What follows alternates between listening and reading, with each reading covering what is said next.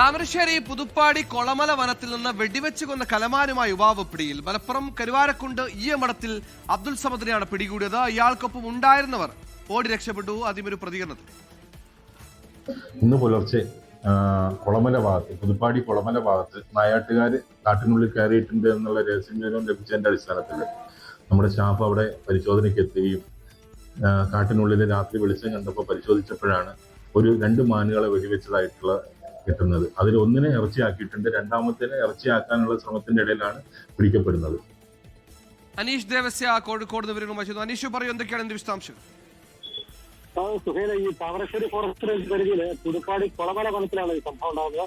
മലപ്പുറം കരുവാരക്കുണ്ട് സ്വദേശിച്ച ഈയാമഠത്തിൽ അബ്ദുൽ സമദിനെയാണ് വനപാലകർ അറസ്റ്റ് ചെയ്തിരിക്കുന്നത്.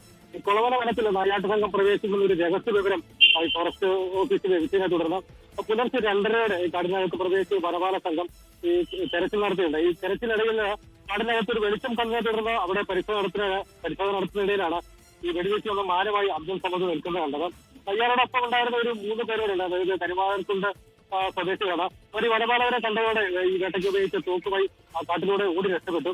ഈ വെടിവെച്ച നിലയിൽ ഒരു മാനിനെ അബ്ദുൽ സമദിന്റെ കൈവശം നിന്നാണ് കണ്ടെത്തിയത്. കൂടാതെ മറ്റൊരു മാനിനെ ഇറച്ചിയാക്കിയ നിലയിൽ ഇവരെ ഈ വന്ന ആളുകൾ റോഡരികിൽ നിർത്തിയിട്ട് ഓട്ടോറിക്ഷയിൽ നിന്നും വനപാലകരെ കണ്ടെത്തിയിട്ടുണ്ട്.